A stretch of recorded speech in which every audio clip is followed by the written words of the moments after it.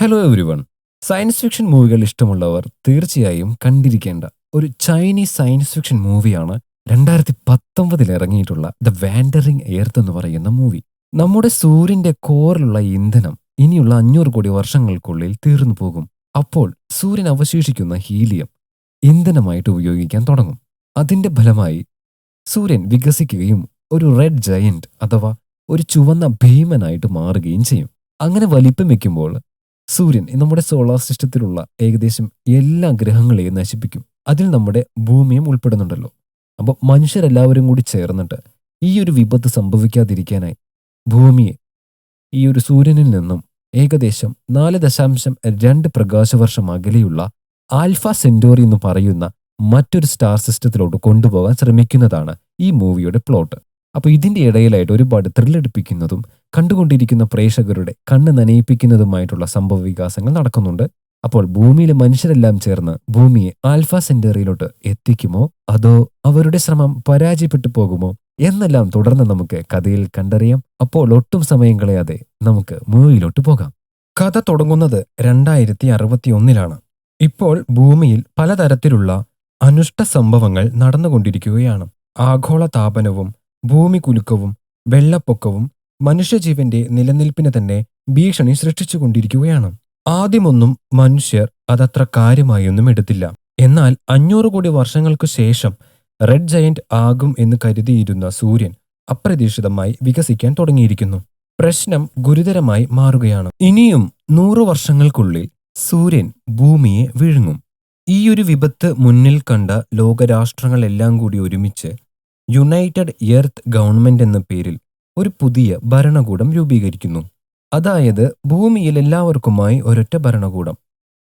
അങ്ങനെ അവരെല്ലാവരും ചേർന്ന് ഭൂമിയെ എങ്ങനെ ഈ മഹാവിപത്തിൽ നിന്നും രക്ഷിച്ചെടുക്കാം എന്ന് ചർച്ച ചെയ്യുകയും ഒടുവിൽ ഭൂമിയെ അതിന്റെ ഭ്രമണപഥത്തിൽ നിന്നും വ്യതിചലിപ്പിച്ച് നമ്മുടെ സൗരയൂഥത്തിൽ നിന്നും ഏകദേശം 4.2 പ്രകാശവർഷം ദൂരെയുള്ള ആൽഫ സെന്റോറി എന്ന മറ്റൊരു സ്റ്റാർ സിസ്റ്റത്തിലോട്ട് കൊണ്ടുപോകുവാനും തീരുമാനമെടുക്കുന്നു. അങ്ങനെ UEG ഈ ഒരു പ്രൊജക്റ്റിനിട്ട പേരാണ് ദ വാൻഡറിംഗ് എർത്ത്. ഭൂമിയിലെ സകല സമ്പന്നരും സമ്പത്തും ഉപയോഗിച്ചുകൊണ്ട് 10,000 റോക്കറ്റ് ബൂസ്റ്ററുകൾ ഭൂമിയിൽ നിർമ്മിച്ചു. എർത്ത് എഞ്ചിനുകൾ എന്നാണ് ഈ റോക്കറ്റ് ബൂസ്റ്ററുകൾക്ക് അവർ നൽകിയ പേര്. ഏകദേശം 11,000 മീറ്ററാണ് ഇവ ഓരോന്നിന്റെയും ഉയരം. അങ്ങനെ എർത്ത് എഞ്ചിനുകളുടെ സഹായത്തോടുകൂടി ഭൂമിയെ അതിന്റെ ഭ്രമണപഥത്തിൽ നിന്നും സാവധാനമായി ചലിപ്പിക്കുവാനായിട്ട് അവർക്ക് സാധിച്ചു. എന്നാൽ സൂര്യനിൽ നിന്നും അകന്നു പോകുവാൻ തുടങ്ങിയതോടുകൂടി ഭൂമിയുടെ ഉപരിതലം മുഴുവൻ ഒരു ഐസ് പോലെ തണുത്തുറയാൻ തുടങ്ങി. എന്നാൽ ആൽഫ സെന്റോറിയിൽ എത്തുന്നതുവരെ അതിജീവിക്കുന്നതിനായിട്ട് ഓരോ എർത്ത് എഞ്ചിന്റെയും അടിഭാഗത്തായി ഏകദേശം 5 കിലോമീറ്റർ ആഴത്തിലായിട്ട് വലിയ അണ്ടർഗ്രൗണ്ട് സിറ്റികൾ സ്ഥാപിച്ചു. അതിനുള്ളിൽ മനുഷ്യർ വളരെ സുരക്ഷിതരായിരിക്കും. എന്നാൽ നിർഭാഗ്യവശാൽ എല്ലാ മനുഷ്യർക്കും താമസിക്കുവാനുള്ള സൗകര്യം അതിലില്ലായിരുന്നു. ഭൂമിയുടെ പാത ദൂരെ സ്പേസ് സ്റ്റേഷനിൽ നിന്നും നിരീക്ഷിക്കുന്നതിനായിട്ട് UEG navigation platform international space station എന്ന പേരിൽ മറ്റൊരു സ്പേസ് സ്റ്റേഷൻ സ്ഥാപിച്ചു. ഇതൊരു ഭീമാകാരമായ സ്പേസ് സ്റ്റേഷനാണ്. ഈ സിനിമയിലെ മുഖ്യ കഥാപാത്രമായ ലിയോ പേക്കിയാം ഈ സ്പേസ് സ്റ്റേഷനിലെ ഒരു സീനിയർ പൈലറ്റാണ്. ഈ സ്പേസ് സ്റ്റേഷനിൽ സേവനമനുഷ്ഠിക്കാനായി തിരഞ്ഞെടുക്കപ്പെട്ട 300ഓളം പൈലറ്റുകളിൽ ഒരാളാണ് ഇദ്ദേഹം. അങ്ങനെ തന്റെ 4 വയസ്സുള്ള മകനായ ലിയോയിനെ മുത്തശ്ശന്റെ കയ്യിൽ ഏൽപ്പിച്ചിട്ട് അദ്ദേഹം സ്പേസ് സ്റ്റേഷനിലോട്ട് പോവുകയാണ്. അങ്ങനെ 17 വർഷങ്ങൾ പിന്നിട്ട് കഴിഞ്ഞു. 4 വയസ്സുള്ള ലിയോയിന് പ്രായം ഇപ്പോൾ 21 ആയി. കഴിഞ്ഞ 17 വർഷങ്ങളായി തന്റെ പിതാവിനെ കാണാൻ കഴിയാത്തതിന്റെ ദേഷ്യത്തിലാണ് അവൻ. ഇപ്പോൾ അവന് അവന്റെ മുത്തശ്ശൻ ദത്തെടുത്ത ഒരു അനിയത്തിക്കുട്ടി കൂടെയുണ്ട്. ഹാൻ എന്നാണ് അവളുടെ പേര്. ഇവർ രണ്ടുപേരും ചേർന്ന് അണ്ടർഗ്രൗണ്ട് സിറ്റിയിൽ നിന്ന് രക്ഷപ്പെട്ട് ഭൂമിയുടെ ഉപരിതലത്തിലോട്ട് പോകുവാനായിട്ട് ഒരു പദ്ധതി ഇടുകയാണ്. എന്നാൽ അധികാരികളുടെ കണ്ണ് വെട്ടിച്ച് പുറത്തോട്ട് പോവുക എന്നത് വളരെ ദുഷ്കരമായ പ്രവൃത്തിയാണ്. എന്നാൽ നേരായ വഴിയിലല്ലാതെ കുറച്ച് വളഞ്ഞ വഴി പിടിക്കാമെന്ന് കരുതി ഫേക്ക് ഐഡികളും മറ്റും അവർ ക്രിയേറ്റ് ചെയ്ത് അധികാരികളെ കബളിപ്പിക്കാൻ അവർക്കായി. അങ്ങനെ ഒരു തെർമൽ സ്യൂട്ട് ധരിച്ച് അവർ ഭൂമിയുടെ ഉപരിതലത്തിലോട്ട് പോകുവാൻ തയ്യാറായി നിൽക്കുന്ന ഒരു ലിഫ്റ്റിനകത്തോട്ട് കയറി. അങ്ങനെ അവർ ഭൂമിയുടെ ഉപരിതലത്തിലോട്ട് യാത്ര തുടർന്നു. യാത്രക്കിടയിൽ ലിയോ ഹാനിനോട് ഹെൽമറ്റ് എങ്ങനെ ധരിക്കണമെന്നും കമ്മ്യൂണിക്കേഷൻസ് എങ്ങനെയാണ് ചെയ്യേണ്ടതെന്നും പറഞ്ഞു പഠിപ്പിച്ചു കൊടുത്തു. അങ്ങനെ മിനിമം 15 മിനിറ്റ് ദൈർഘ്യമെടുത്ത ആ ലിഫ്റ്റ് യാത്ര ഭൂമിയുടെ ഉപരിതലത്തിൽ വന്ന് അവസാനിച്ചു. ഇപ്പോൾ ഭൂമിയിൽ -84 ആണ് താപനില. ഒരു തെർമൽ സ്യൂട്ട് ഇല്ലാതെ അവർക്ക് അത്തരമൊരു കണ്ടീഷൻ സർവൈവ് ചെയ്യുക എന്നുള്ളത് അസാധ്യമാണ്. അവരുടെ മുത്തശ്ശൻ ഒരു സീനിയർ എഞ്ചിനീയറും ഡ്രൈവറുമാണ്. അദ്ദേഹത്തിന്റെ ഡ്രൈവിംഗ് പാസ് ഹാൻ മുത്തശ്ശൻ അറിയാതെ കൈക്കലാക്കിയിരുന്നു. അങ്ങനെ അവർ അവിടെ കിടന്നിരുന്ന ഒരു വാഹനത്തിനകത്തോട്ട് കയറി കയ്യിലുള്ള പാസ് ഉപയോഗിച്ച് വാഹനം ഓൺ ചെയ്ത് മുന്നോട്ട് യാത്ര തുടരുന്നു. ഹാൻ ആദ്യമായിട്ടാണ് അണ്ടർഗ്രൗണ്ട് സിറ്റിയിൽ നിന്നും പുറത്തോട്ട് വരുന്നത്. ഭൂമിയുടെ പുറത്തുള്ള കാഴ്ചകൾ കണ്ടപ്പോൾ ഹാനിന് വളരെ സന്തോഷം തോന്നി. ഇപ്പോൾ ഭൂമിയിലുള്ള എല്ലാവർക്കും ഒരൊറ്റ ജോലി മാത്രമാണുള്ളത്. എർത്ത് എഞ്ചിനുകളുടെ പ്രവർത്തനത്തിനു വേണ്ടി സഹായിക്കുക എന്നുള്ളതാണ് ആ ജോലി. എവിടെ നോക്കിയാലും ഖനനം ചെയ്യുന്നത് മാത്രമേ കാണാൻ കഴിയുന്നുള്ളൂ. എന്തിനാണ് ഇത്രമാത്രം ഭൂമിയെ ഖനനം ചെയ്യുന്നത് എന്ന് ഹാൻ ലിയോയോട് ചോദിക്കുന്നു. അപ്പോൾ ലിയോ പറയുകയാണ്, എർത്ത് എഞ്ചിനുകൾ പ്രവർത്തിക്കുന്നത് ഹെവി ഫ്യൂഷൻ പ്രൊപ്പല്ലർ സിസ്റ്റം എന്ന് പറയുന്ന ഒരു അഡ്വാൻസ്ഡ് സിസ്റ്റത്തിലൂടെയാണ്. അതായത് പാറക്കഷ്ണങ്ങളെ ഇന്ധനമായി ഉപയോഗിക്കുന്ന ഒരു അഡ്വാൻസ്ഡ് ടെക്നോളജി. അവർ അങ്ങനെ കാഴ്ചകളൊക്കെ കണ്ട് യാത്ര തുടർന്നു. ഇതേ സമയം അങ്ങ് സ്പേസ് സ്റ്റേഷനിൽ തന്റെ 17 വർഷത്തിന്റെ സേവനത്തിനു ശേഷം ലിയോ പെക്കിയാം തിരിച്ച് ഭൂമിയിലോട്ട് വരുവാനായിട്ട് തയ്യാറെടുക്കുകയാണ്. അവിടെ വെച്ച് മറ്റൊരു ജീവനക്കാരനുമായി നടക്കുന്ന സംഭാഷണത്തിൽ നിന്നും ഒരു കാര്യം പെക്കിയാമിന് മനസ്സിലാകും. അതായത് ഭൂമി ഇപ്പോൾ ഏകദേശം ജൂപ്പിറ്ററിന്റെ അടുത്ത് എത്താറായിരിക്കുന്നു. ജൂപ്പിറ്ററിന്റെ ഗുരുത്വാകർഷണ ബലം ഉപയോഗിച്ചുകൊണ്ട് ഒരു സ്ലിംഗ് ഷോട്ട് പോലെ ഭൂമിയെ ആൽഫ സെന്ററിയിലോട്ട് എത്തിക്കാനാണ് UEGയുടെ പദ്ധതി. കാരണം എർത്ത് എഞ്ചിനുകൾ മാത്രം ഉപയോഗിച്ചുകൊണ്ട് ഭൂമിയെ ആൽഫ സെന്ററിയിലോട്ട് എത്തിക്കാൻ മാത്രമുള്ള ഇന്ധനം നിലവിൽ ഭൂമിയിൽ ലഭ്യമല്ല. പെക്കിയാം സ്പേസ് സ്റ്റേഷനിൽ തന്റെ അവസാനത്തെ ജോലിയും പൂർത്തിയാക്കിയ ശേഷം ജോലിയിൽ നിന്നും വിരമിച്ചു. ആ സ്പേസ് സ്റ്റേഷനിൽ മോസ് എന്ന് പറയുന്ന ഒരു ആർട്ടിഫിഷ്യൽ ഇന്റലിജൻസ് ഉണ്ട്. അതൊരു മോണിറ്ററിംഗ് AI ആണ്. മോസ് ഒരു കാര്യം പെക്കിയാമിന്റെ ശ്രദ്ധയിൽപ്പെടുത്തുന്നു. ഭൂമിയിൽ ജൂപ്പിറ്ററിന്റെ ഗുരുത്വാകർഷണം പതിച്ചിരിക്കുന്നു എന്ന മുന്നറിയിപ്പ് പെക്കിയാം അറിയുന്നു. ഇനി നമുക്ക് ഭൂമിയിലോട്ട് പോകാം. അവിടെ ലിയോയും ഹാനും യാത്രയിലാണ്. യാത്ര ചെയ്യുന്നതിന്റെ ഇടയിൽ ചെക്ക് പോസ്റ്റിൽ നിന്നിരുന്ന പോലീസുകാർ അവർ അനധികൃതമായി സഞ്ചരിച്ചു എന്ന പേരിൽ ഹാനിനെയും ലിയോയെയും ജയിലിലിടുന്നു. അവിടെ വെച്ച് അവർ ടിം എന്നു പേരുള്ള ഒരു ചെറുപ്പക്കാരനെ പരിചയപ്പെടുന്നു. തുടർന്ന് ലിയോയിനെയും ഹാനിനെയും ജാമ്യത്തിലെടുക്കുന്നതിനു വേണ്ടിയിട്ട് സിയാങ്, അതായത് അവരുടെ മുത്തച്ഛൻ, അങ്ങോട്ട് വരികയാണ്. കുറച്ചു പൈസ കൈക്കൂലിയായിട്ട് പോലീസിന്റെ കൈ കൊടുത്തു കഴിഞ്ഞു കഴിഞ്ഞാൽ ഇവരെ രക്ഷപ്പെടുത്താൻ പറ്റുമെന്നാണ് സിയാങ് മനസ്സിലാദ്യം വിചാരിച്ചത്. എന്നാൽ കൈക്കൂലി കേസിൽ സിയാങ്ങിനെ പോലീസ് ജയിലിലിടുന്നു. അതിൽ കുപിതനായ സിയാങ് ലിയോയിനെയും ഹാനിനെയും വഴക്കു പറയുന്നതിനിടയിൽ അവിടെ വലിയൊരു ഭൂമികുലുക്കം ഉണ്ടാവുന്നു. അങ്ങനെ ജയിലിന്റെ വാതിൽ പൊളിഞ്ഞു വീഴുന്നു. അവരെല്ലാവരും തന്നെ അവിടെ നിന്ന് വേഗം രക്ഷപ്പെടാൻ ശ്രമിക്കുകയാണ്. അവരുടെ കൂടെ ടിം എന്ന ആ ചെറുപ്പക്കാരനുമുണ്ട്. അവരെല്ലാം ഒരു വാഹനത്തിൽ കയറി ഭൂകമ്പത്തിൽ നിന്നും രക്ഷപ്പെടാൻ ശ്രമിച്ചു. ഇതെന്താ പെട്ടെന്നൊരു ഭൂമികുലുക്കം എന്ന് മനസ്സിലാകാതെ അവർ കമ്മ്യൂണിക്കേഷൻ സിസ്റ്റം ഓൺ ചെയ്തപ്പോഴാണ് കാര്യമറിയുന്നത്. ജൂപ്പിറ്ററിന്റെ ഗ്രാവിറ്റി ഫോഴ്സിന്റെ ആധിക്യം മൂലം ഭൂമിയുടെ പല ഭാഗത്തും ഭൂചലനങ്ങൾ ഉണ്ടായിരിക്കുന്നു. അനന്തരഫലമായി 4771 എർത്ത് എഞ്ചിനുകളുടെ പ്രവർത്തനം നിലച്ചിരിക്കുന്നു. എത്രയും വേഗം എർത്ത് എഞ്ചിനുകൾ പ്രവർത്തനം ആരംഭിച്ചില്ലെങ്കിൽ ഭൂമി ജൂപ്പിറ്ററുമായി കൂട്ടിയിടിക്കും. കമ്മ്യൂണിക്കേഷൻ സിസ്റ്റത്തിലൂടെ പറഞ്ഞ കാര്യങ്ങളെല്ലാം പെക്കിയാം സ്പേസ് സ്റ്റേഷനിൽ നിന്നും കേൾക്കുന്നുണ്ടായിരുന്നു. ഉടനെ തന്നെ പെക്കിയാം തന്റെ അച്ഛനായ സിയാങ്ങിനെ വിളിക്കുന്നു. എല്ലാവരും ഇവിടെ സേഫ് ആണെന്നും ഞങ്ങൾക്ക് കുഴപ്പങ്ങളൊന്നുമില്ല എന്ന് സിയാങ് പെക്കിയാമിനോട് പറയുന്നു. ഉടൻ തന്നെ നിങ്ങൾ ഭൂമിയുടെ ഉപരിതലം വിട്ട് അടുത്തുള്ള അണ്ടർഗ്രൗണ്ട് സിറ്റിയിലോട്ട് പോകുവാനായിട്ട് പെക്കിയാം അവരെ നിർദ്ദേശിക്കുന്നു. ഈ സമയം സിയാങ്ങും കൂട്ടരും സഞ്ചരിച്ചിരുന്ന വാഹനത്തെ മറ്റൊരു വാഹനം വന്ന് തടയുന്നു. വാഹനത്തിൽ നിന്നും ഇറങ്ങി വന്നത് ക്യാപ്റ്റൻ വാങ് ലിയോ എന്ന പട്ടാളക്കാരനായിരുന്നു. അടുത്തുള്ള പ്രവർത്തനരഹിതമായ ഒരു എർത്ത് എഞ്ചിൻ പ്രവർത്തിപ്പിക്കാൻ ആവശ്യമായ ലൈറ്റർ കോർ എന്ന് പറയുന്ന പ്രധാനപ്പെട്ട ഒരു ഉപകരണം എത്തിക്കേണ്ട സ്ഥലത്ത് വേഗം എത്തിക്കാനായിട്ട് നിങ്ങളുടെ വാഹനവുമായി ഞങ്ങളുടെ കൂടെ വരണമെന്ന് ക്യാപ്റ്റൻ അവരോട് അറിയിക്കുന്നു. അങ്ങനെ അവരെല്ലാവരും ലൈറ്റർ കോർ സൂക്ഷിച്ചു വെച്ചിരുന്ന കണ്ടെയ്നർ എടുത്ത് ക്യാപ്റ്റൻ പറഞ്ഞ സ്ഥലത്തോട്ട് യാത്ര തുടങ്ങി. അങ്ങനെ അവർ ഷാങ്ഹായ് സിറ്റിയിലെത്തുന്നു. അവിടെ എത്തുമ്പോഴേക്കും വീണ്ടും ഭൂചലനം ഉണ്ടാകുകയാണ്. ആകാശത്തു നിന്നും വിമാനങ്ങൾ തകർന്ന് താഴോട്ട് വീഴുന്നത് അവർ കണ്ടു. അവരുടെ റേഡിയോ കമ്മ്യൂണിക്കേഷൻ വഴി അവർക്ക് ഒരു നിർദ്ദേശം ലഭിക്കുന്നു. ജൂപ്പിറ്റർ ഭൂമിയുടെ അന്തരീക്ഷത്തെ വലിച്ചെടുക്കാൻ തുടങ്ങിയിരിക്കുന്നു. അന്തരീക്ഷ സമ്മർദ്ദം കുറഞ്ഞത് കാരണം ഇനി വിമാനങ്ങൾക്ക് പറക്കാൻ കഴിയില്ല. ഒപ്പം ടെക്ടോണിക് പ്ലേറ്റുകളുടെ ചലനം രൂക്ഷമായിരിക്കുന്നു. ശക്തിയേറിയ ഭൂചലനങ്ങൾക്ക് സാധ്യതയുണ്ടെന്ന് അവർ അറിയുന്നു. രണ്ട് ദിശകളിലും കല്ലുകളാൽ ചുറ്റപ്പെട്ട വഴിയിലായിരുന്നു അവരുടെ വാഹനം യാത്ര ചെയ്തിരുന്നത്. പെട്ടെന്ന് ഭൂചലനം ഉണ്ടാവുകയും പാറക്കല്ലുകളും മറ്റും വീണ് അവരുടെ വഴി തടസ്സപ്പെട്ടു പോവുകയും ചെയ്യുന്നു. ഒരു വലിയ കല്ല് വീണ് ട്രാൻസ്പോർട്ടർ ബസിന്റെ മുൻഭാഗം തകർന്നു പോകുന്നു. ഇനി അവർക്ക് ആ വാഹനത്തിൽ യാത്ര ചെയ്യാൻ സാധ്യമല്ല. ക്യാപ്റ്റനും മറ്റുള്ളവരും ചേർന്ന് ലൈറ്റർ കോർ പുറത്തെടുക്കുന്നു. അവർ നിൽക്കുന്ന ഇടുങ്ങിയ പാർക്കെട്ടുള്ള സ്ഥലത്തു നിന്നും ലൈറ്റർ കോറിനെ മുകളിലോട്ട് എത്തിച്ചാൽ മാത്രമേ മറ്റൊരു ട്രാൻസ്പോർട്ടർ വെഹിക്കിൾ ഉപയോഗിച്ചുകൊണ്ട് ലൈറ്റർ കോറിനെ അടുത്തുള്ള പ്രവർത്തനരഹിതമായ എർത്ത് എഞ്ചിനിലോട്ട് കൊണ്ടുപോകാൻ സാധിക്കുകയുള്ളൂ. മുകളിലോട്ട് പോകാൻ എന്തെങ്കിലും വഴിയുണ്ടോ എന്ന് നോക്കുമ്പോഴാണ് അവിടെ ഒരു പടുകൂറ്റൻ കെട്ടിടം കാണുന്നത്.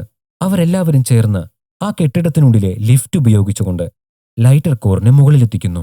നിർഭാഗ്യവശാൽ മുകളിലെത്തുന്നതിനിടയിൽ ക്യാപ്റ്റന്റെ കൂടെയുള്ള ഒരാളും സിയാങ്ങും മരണപ്പെടുന്നു. തന്റെ മുത്തച്ഛനെ രക്ഷിച്ചില്ല എന്ന പേരിൽ ലിയോ ക്യാപ്റ്റനുമായി വഴക്കിട്ട് ലിയോയും ഹാനും ടിമ്മും തിരിച്ച് അണ്ടർഗ്രൗണ്ട് സിറ്റിയിലോട്ട് പോകുവാനായിട്ട് തീരുമാനിച്ചു. അങ്ങനെ അവർ മറ്റൊരു പാതയിലൂടെ യാത്ര തുടർന്നു. യാത്രക്കിടയിൽ വെച്ച് ലിയോ വഴിയിൽ അപകടത്തിൽപ്പെട്ട് കിടന്നിരുന്ന മറ്റൊരു ട്രാൻസ്പോർട്ടർ വാഹനം ശ്രദ്ധിക്കുന്നു. അതിനുള്ളിൽ ആരെങ്കിലും ഉണ്ടോ എന്നറിയുന്നതിനായി പോയി നോക്കിയപ്പോൾ ഒരു ചെറുപ്പക്കാരൻ മാത്രമാണ് ഉണ്ടായിരുന്നത്. ബാക്കിയുള്ളവരെല്ലാം അപകടത്തിൽ മരണപ്പെട്ടിരുന്നു. സിലവസി എന്ന സ്ഥലത്തിലെ എർത്ത് എഞ്ചിൻ ശരിയാക്കുവാനുള്ള ലൈറ്റർ കോർ കൊണ്ടുപോകുന്നതിന്റെ ഇടയിലാണ് വാഹനം അപകടത്തിൽപ്പെട്ടതെന്ന് ആ ചെറുപ്പക്കാരൻ അവരോട് പറഞ്ഞു. ഇതേ സമയം ക്യാപ്റ്റനും കൂട്ടരും ചേർന്ന് ലൈറ്റർ കോറും ചുമന്ന് അടുത്തുള്ള ഹാങ്സു എർത്ത് എഞ്ചിന്റെ അടുത്തെത്തിയപ്പോൾ കണ്ട കാഴ്ച അവർക്ക് ഒരുപാട് സങ്കടം ഉളവാക്കി. ഹാൻസു എർത്ത് എഞ്ചിൻ പൂർണ്ണമായും തകർന്നുപോയി. പെട്ടെന്ന് അവരുടെ കൂടെയുണ്ടായിരുന്ന ഒരാൾ ബോധം കെട്ട് വീഴുന്നു. ഇത് കണ്ട് അവരുടെ കൂട്ടത്തിലുണ്ടായിരുന്ന ഒരു പെണ്ണ് ഇയാൾക്ക് CPR നൽകിയെങ്കിലും അയാൾ മരണപ്പെട്ടു പോകുന്നു. ഈ ഒരു ദൗത്യത്തിനു വേണ്ടി നമ്മുടെ കൂട്ടത്തിലെ അംഗങ്ങളുടെ ജീവൻ നഷ്ടമായല്ലോ എന്ന ദേഷ്യത്തിൽ ആ പെണ്ണ് ആ ലൈറ്റർ കോറിനെ ഷൂട്ട് ചെയ്ത് നശിപ്പിച്ചു. ഇനി എന്താ ചെയ്യുക എന്നറിയാതെ അവർ നിൽക്കുമ്പോഴാണ് ലിയോ വാഹനവുമായി ആ വഴി വരുന്നത്. സിലവസിയിലുള്ള എർത്ത് എഞ്ചിൻ ശരിയാക്കുവാനുള്ള ലൈറ്റർ കോർ ഞങ്ങളുടെ കയ്യിലുണ്ടെന്നും അതിന് നിങ്ങളുടെ സഹായം ആവശ്യമാണെന്നും ലിയോ ക്യാപ്റ്റനോട് ആവശ്യപ്പെടുന്നു. അങ്ങനെ അവരെല്ലാവരും സിലവസിയിലുള്ള എർത്ത് എഞ്ചിൻ ശരിയാക്കുവാനായി പുറപ്പെട്ടു. അധികം വൈകാതെ തന്നെ അവർ എർത്ത് എഞ്ചിൻ ശരിയാക്കുന്നു. പ്രവർത്തനരഹിതമായ മറ്റുള്ള എർത്ത് എഞ്ചിനുകളെല്ലാം പ്രവർത്തനം ആരംഭിച്ചു എന്ന വിവരം അവർ റേഡിയോ വഴി കേട്ടു. എന്നാൽ നിർഭാഗ്യമെന്ന് പറയട്ടെ, ഭൂമി ഈ നേരം കൊണ്ട് ജൂപ്പിറ്ററിന്റെ അടുത്ത് എത്തിയിരുന്നു. ജൂപ്പിറ്റർ ഭൂമിയുടെ അന്തരീക്ഷം വലിച്ചെടുക്കുവാൻ തുടങ്ങി. ഇനി ഭൂമിക്ക് രക്ഷയില്ല. ഈ സമയം സ്പേസ് സ്റ്റേഷനിൽ മോസ് ആവശ്യപ്പെട്ട പ്രകാരം എല്ലാവരും ഹൈബർനേഷൻ പ്രക്രിയ സ്റ്റാർട്ട് ചെയ്തിരുന്നു. പെക്കിയ മാത്രമാണ് അവിടെ ഉണർന്നിരുന്നത്. പെക്കിയ മോസിനോട് ഭൂമിയിലെ അവസ്ഥ എന്താണെന്ന് ചോദിച്ചപ്പോൾ അതിനെക്കുറിച്ച് വിവരങ്ങൾ നൽകാൻ മോസ് തയ്യാറായില്ല. ഇതിലെന്തോ പന്തികേട് തോന്നിയ പെക്കിയ മോസിനോട് തന്റെ ഹൈബർനേഷൻ ബോർഡ് തുറക്കുവാനായിട്ട് ആവശ്യപ്പെട്ടു. എന്നാൽ മോസ് അത് വിസമ്മതിച്ചു. അങ്ങനെ പെക്കിയം തന്റെ സർവ്വശക്തിയുമെടുത്ത് ഹൈബർനേഷൻ ബോർഡ് തകർത്ത് പുറത്തിറങ്ങുന്നു. അവിടെയുള്ള കമ്പ്യൂട്ടർ ചെക്ക് ചെയ്തപ്പോഴാണ് സ്പേസ് സ്റ്റേഷൻ നിയന്ത്രിക്കുന്ന മോസ് ഇപ്പോൾ സ്വന്തം ഇഷ്ടപ്രകാരം പ്രവർത്തിക്കാൻ തുടങ്ങിയിരിക്കുന്നു എന്ന് മനസ്സിലായത്. മാത്രമല്ല, സ്പേസ് ക്രാഫ്റ്റ് അവർ സഞ്ചരിക്കേണ്ട ദിശയിൽ നിന്നും മാറിയാണ് ഇപ്പോൾ സഞ്ചരിച്ചുകൊണ്ടിരിക്കുന്നത്. ആ സ്പേസ് സ്റ്റേഷനിൽ ഒരു റഷ്യൻ പൈലറ്റ് കൂടി ഉണ്ടായിരുന്നു. മാക്കറോ എന്നാണ് അയാളുടെ പേര്. പെക്കിയമും മാക്രോമും ചേർന്ന് കൺട്രോൾ റൂമിൽ ചെന്ന് മോസിനെ ഷട്ട് ഡൗൺ ചെയ്യാൻ തീരുമാനിച്ചു. എന്നാൽ അങ്ങോട്ട് പോകുവാനുള്ള ഡോറെല്ലാം മോസ് ലോക്ക് ചെയ്തിരുന്നു. ഇനിയുള്ള ഏക വഴി ഹൈബർനേഷൻ റൂമിലെ എയർലോക്ക് തുറന്ന് സ്പേസ് സ്റ്റേഷന്റെ പുറത്തിറങ്ങി സാഹസികമായിട്ട് വേണം അവർക്കിനി കൺട്രോൾ റൂമിൽ എത്തിച്ചേരാൻ. അങ്ങനെ സ്പേസ് സ്യൂട്ടൊക്കെ ഇട്ട് അവർ സ്പേസ് സ്റ്റേഷന് പുറത്തിറങ്ങി. എന്നാൽ സാഹസികമായ ആ ദൗത്യത്തിനിടയിൽ മാക്രോവിന്റെ ഹെൽമെറ്റ് തകരുകയും മാക്രോവ് കൊല്ലപ്പെടുകയും ചെയ്യുന്നു. സങ്കടവും ദേഷ്യവും തോന്നിയ പെക്കിയ കൺട്രോൾ റൂമിലെത്തി മോസിനെ ഓഫ് ചെയ്യാൻ നോക്കിയെങ്കിലും അതിന് സാധിച്ചില്ല. അപ്പോഴാണ് മോസ് ആ ഞെട്ടിക്കുന്ന വിവരം പെക്കിയാമിനോട് പറയുന്നത്. താൻ സ്വന്തം ഇഷ്ടപ്രകാരമല്ല ഇങ്ങനെ ചെയ്തതെന്നും UUGയുടെ ആവശ്യപ്രകാരമാണ് ഇങ്ങനെ ചെയ്യേണ്ടി വന്നതെന്നും മോസ് പെക്കിയാമിനോട് പറയുന്നു. സമയം ഇപ്പോൾ വളരെ കുറവാണ്. ഏകദേശം 3 മണിക്കൂറിനുള്ളിൽ ഭൂമി ജൂപ്പിറ്ററിന്റെ ഗുരുത്വാകർഷണ ബലത്തിൽ അകപ്പെടും. കേടായ എർത്ത് എഞ്ചിനുകളെല്ലാം പ്രവർത്തനം ആരംഭിച്ചാലും ഭൂമിക്ക് ജൂപ്പിറ്ററിന്റെ ഗുരുത്വാകർഷണ ബലത്തിൽ നിന്നും രക്ഷപ്പെടാൻ സാധിക്കില്ല. അങ്ങനെ വാൻഡറിംഗ് എർത്ത് എന്ന ഈ പ്രൊജക്ട് പരാജയപ്പെട്ടു. ഇപ്പോൾ മോസിനെ മറ്റൊരു ദൗത്യം UEG ഏൽപ്പിക്കുകയാണ്. ഹീലിയസ് പ്രൊജക്ട് എന്നാണ് അതിന്റെ പേര്. ആ സ്പേസ് സ്റ്റേഷനിൽ ഏകദേശം 3 ലക്ഷത്തോളം മനുഷ്യഭ്രൂണങ്ങൾ സൂക്ഷിക്കപ്പെട്ടിട്ടുണ്ട്. അതുമാത്രമല്ല, കുറച്ച് പ്രധാനപ്പെട്ട ചെടികളുടെ 10 കോടി വിത്തുകളും ഭൂമിയിലെ മറ്റ് ജീവജാലങ്ങളുടെ DNA സാമ്പിളുകളും ഭൂമിയിലെ മനുഷ്യരുടെ മറ്റെല്ലാ വിവരങ്ങളും അവർ ശേഖരിച്ചു വെച്ചിട്ടുണ്ട്. വാൻഡറിംഗ് എർത്ത് എന്ന ഈ പ്രൊജക്ട് പരാജയപ്പെടുകയാണെങ്കിൽ ഒരു ബാക്കപ്പ് പ്ലാൻ എന്ന പോലെ സ്പേസ് സ്റ്റേഷൻ ഭൂമിയെ ഉപേക്ഷിച്ച് ആൽഫ സെന്റോറിയിലോട്ട് പോകും. ശേഖരിച്ചു വെച്ചിരിക്കുന്ന റിസോഴ്സുകൾ ഉപയോഗിച്ച് അവിടെ പുതിയൊരു മനുഷ്യ സമൂഹം ക്രിയേറ്റ് ചെയ്യും. ഇതാണ് ഹീലിയസ് പ്രൊജക്ട്. അതുമാത്രമല്ല, സ്പേസ് സ്റ്റേഷൻ ആൽഫ സെന്ററിലോട്ട് എത്തിയാലും മനുഷ്യ സഹായമില്ലാതെ ഇതൊന്നും ചെയ്യാനും സാധിക്കില്ല. അതിനുവേണ്ടിയാണ് സ്പേസ് സ്റ്റേഷനിലെ എല്ലാവരോടും ഹൈബർനേഷൻ ആരംഭിക്കാൻ മോസ് ആവശ്യപ്പെട്ടതും. ഇതെല്ലാം കേട്ട് എന്ത് ചെയ്യണമെന്നറിയാതെ പെക്കിയാം നിസ്സഹായനായിട്ടിരിക്കുന്നു. മോസ് തന്നോട് പറഞ്ഞ കാര്യങ്ങളെല്ലാം റേഡിയോ കമ്മ്യൂണിക്കേഷൻ വഴി പെക്കിയാം ലോകമെമ്പാടും അറിയിച്ചു. അങ്ങനെ ഭൂമിയിലുള്ള എല്ലാവരും മരണത്തെ മുഖാമുഖം കാണാൻ ഒരുങ്ങുകയാണ്. എന്നാൽ ലിയോയുടെ ബുദ്ധിയിൽ ഒരു ഐഡിയ തോന്നി. ജൂപ്പിറ്ററിൽ 90% ഹൈഡ്രജനാണുള്ളത്. ഇപ്പോൾ കുറഞ്ഞത് 3000 കോടി ലിറ്റർ ഓക്സിജനെങ്കിലും ജൂപ്പിറ്റർ ഭൂമിയുടെ അന്തരീക്ഷത്തിൽ നിന്നും അബ്സോർബ് ചെയ്തു കാണും. അപ്പോൾ ഒരു ചെറിയ തീപ്പൊരി ജൂപ്പിറ്ററിൽ വീണാൽ പോലും അതൊരു വലിയ വിസ്ഫോടനമായി മാറും. അങ്ങനെ ഒരു വിസ്ഫോടനം സംഭവിച്ചാൽ അതിൽ നിന്നും ഉണ്ടാകുന്ന ഷോക്ക് വേവ് ഭൂമിയെ ജൂപ്പിറ്ററിന്റെ ഗുരുത്വാകർഷണ ബലത്തിൽ നിന്നും തള്ളി മാറ്റുന്നതിനായിട്ട് സഹായിക്കും. എന്നാൽ ജൂപ്പിറ്ററിൽ എങ്ങനെ തീ കൊളുത്തും? ഇപ്പോൾ ഭൂമി ജൂപ്പിറ്ററിൽ നിന്നും ഏറെക്കുറെ 70,000 കിലോമീറ്റർ ദൂരത്താണ് ഉള്ളത്. ബാലിസ്റ്റിക് മിസൈലുകൾക്ക് പോലും അത്രയും ദൂരത്തെത്താൻ കഴിയില്ല. എന്നാൽ ലിയോയ്ക്ക് മറ്റൊരാശയം തോന്നുന്നു. പ്രോഗ്രാമിങ്ങിലൂടെ എർത്ത് എഞ്ചിനുകളുടെ പ്രവർത്തനത്തിൽ മാറ്റം വരുത്തിയാൽ അതിൽ നിന്നും പുറത്തു വരുന്ന പ്ലാസ്മ ബീമിന് ജൂപ്പിറ്ററിലെത്താനായിട്ട് സാധിക്കും. എന്നാൽ അതിലൊരു കുഴപ്പമുണ്ട്. എർത്ത് എഞ്ചിനുകളുടെ പ്രവർത്തനത്തിൽ മാറ്റം വരുത്തണമെങ്കിൽ ആദ്യം എർത്ത് എഞ്ചിനുകളെല്ലാം ഷട്ട് ഡൗൺ ചെയ്യേണ്ടി വരും. എന്നാൽ വീണ്ടും പ്രവർത്തനം പുനരാരംഭിക്കണമെങ്കിൽ അതിൽ വളരെ വലിയൊരു ഭീമൻ യന്ത്രം കുറച്ചു ദൂരം തള്ളി നീക്കേണ്ടതായിട്ട് വരുന്നുണ്ട്. എന്നാൽ ഇത് 1-2 പേര് വിചാരിച്ചാൽ നടക്കുന്ന കാര്യമല്ല.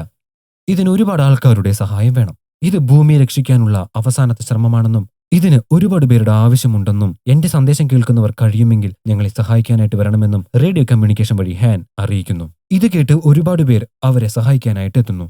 അങ്ങനെ അവരെല്ലാവരും ചേർന്ന് ആ ഒരു പദ്ധതി നടപ്പിലാക്കുന്നു. അങ്ങനെ എർത്ത് എഞ്ചിനുകളിൽ നിന്നും പുറപ്പെട്ട പ്ലാസ്മ ബീം ജൂപ്പിറ്ററിനെ ലക്ഷ്യമാക്കി സഞ്ചരിച്ചു. എന്നാൽ പ്ലാസ്മ ബീമുകൾക്ക് ജൂപ്പിറ്ററിലോട്ട് എത്താൻ സാധിച്ചില്ല. ഏകദേശം 5000 കിലോമീറ്റർ ദൂരം കൂടി പ്ലാസ്മ ബീമിന് ജൂപ്പിറ്ററിലോട്ട് എത്താനുണ്ടായിരുന്നു. അങ്ങനെ അവസാനത്തെ ആ ഒരു പ്രതീക്ഷയും തകർന്നുപോയി. അപ്പോഴാണ് സ്പേസ് സ്റ്റേഷനിൽ നിന്നും പെക്കിയാം ഒരു കാര്യം ശ്രദ്ധിക്കുന്നത്. സ്പേസ് സ്റ്റേഷനിൽ ഇനിയും 3 ലക്ഷം ടൺ ഇന്ധനം ബാക്കിയുണ്ട്. സ്പേസ് സ്റ്റേഷനെ നേരെ ജൂപ്പിറ്ററിനടുത്ത് കൊണ്ടുപോയാൽ സ്പേസ് സ്റ്റേഷൻ ജൂപ്പിറ്ററിൽ ഇടിച്ചു തകരും. അങ്ങനെ സംഭവിച്ചാൽ നേരത്തെ പറഞ്ഞ പോലെ വലിയൊരു വിസ്ഫോടനം ഉണ്ടാവുകയും അതിന്റെ ഫലമായി ഉണ്ടാകുന്ന ഷോക്ക് വേവ് ഭൂമിയെ ജൂപ്പിറ്ററിന്റെ അടുത്ത് നിന്നും തള്ളിയകറ്റുകയും ചെയ്യും. അങ്ങനെ പെക്കിയാം തന്റെ ജീവൻ നൽകി ഭൂമിയെ രക്ഷിക്കാൻ തീരുമാനിക്കുന്നു. സ്പേസ് സ്റ്റേഷൻ നേരെ ജൂപ്പിറ്ററിലോട്ട് തിരിച്ചു. ഫുൾ എഞ്ചിൻ സ്പീഡിൽ സ്പേസ് സ്റ്റേഷൻ ഇടിച്ചിറക്കാനായിട്ട് പെക്കിയാം തയ്യാറായി. അങ്ങനെ പോകുന്നതിനിടയിൽ പെക്കിയാം തന്റെ മകനായ ലിയോയെ വിളിച്ച് താനൊരു ദൗത്യത്തിന് പോവുകയാണ്. തന്റെ ജീവിതത്തിലെ ഏറ്റവും നിർണായകമായ ഒരു ദൗത്യം. 17 വർഷം മകനെയും കുടുംബത്തെയും കാണാൻ കൊതിച്ച പെക്കിയാം ജൂപ്പിറ്ററിൽ ഇടിച്ചിറങ്ങി. സ്പേസ് സ്റ്റേഷൻ തകർന്ന് വലിയൊരു സ്ഫോടനമുണ്ടായി. അതിൽ നിന്നും വരുന്ന ഷോക്ക് വേവ് ഭൂമിയിലെത്താൻ ഇനിയും 8 മിനിറ്റ് സമയമെടുക്കും. അതിനുള്ളിൽ ഭൂമിയിലുള്ളവർ അണ്ടർഗ്രൗണ്ട് സിറ്റികളിലോട്ടും മറ്റ് സുരക്ഷിതമായ സ്ഥലങ്ങളിലോട്ടും പോയി രക്ഷപ്പെട്ടു. അങ്ങനെ ആ സ്ഫോടനത്തിൽ നിന്നും വന്ന ഷോക്ക് വേവ് ഭൂമിയെ ജൂപ്പിറ്ററിൽ നിന്നും തള്ളിയകറ്റുന്നു. തുടർന്ന് ഭൂമി ആൽഫ സെന്റോറിയിലോട്ടുള്ള യാത്ര തുടരുന്നു. ആൽഫ സെന്റോറി എങ്ങനെയായിരിക്കുമെന്ന് ആർക്കും തന്നെ അറിയില്ല. എന്നാൽ അവിടെ മനുഷ്യരെല്ലാവരും സുരക്ഷിതരായിരിക്കുമെന്ന ശുഭപ്രതീക്ഷയിലാണ് സിനിമ അവസാനിക്കുന്നത്. അപ്പോൾ സയൻഫൈ മൂവികൾ ഇഷ്ടമുള്ളവർ തീർച്ചയായും കണ്ടിരിക്കേണ്ട ഒരു മൂവി തന്നെയാണ് വാൻഡറിംഗ് എർത്ത്. നെറ്റ്ഫ്ലിക്സിൽ ഈ മൂവി ഇപ്പോൾ ലഭ്യമാണ്. വീഡിയോ ഇഷ്ടമായെങ്കിൽ ചാനൽ സബ്സ്ക്രൈബ് ചെയ്യാൻ മറക്കല്ലേ. സോ ഇതുപോലെ എൻഗേജിംഗ് ആയിട്ടുള്ള മറ്റൊരു മൂവിയുടെ വിവരണവുമായി മറ്റൊരു വീഡിയോയിൽ കാണുന്നതുവരെ ബൈ.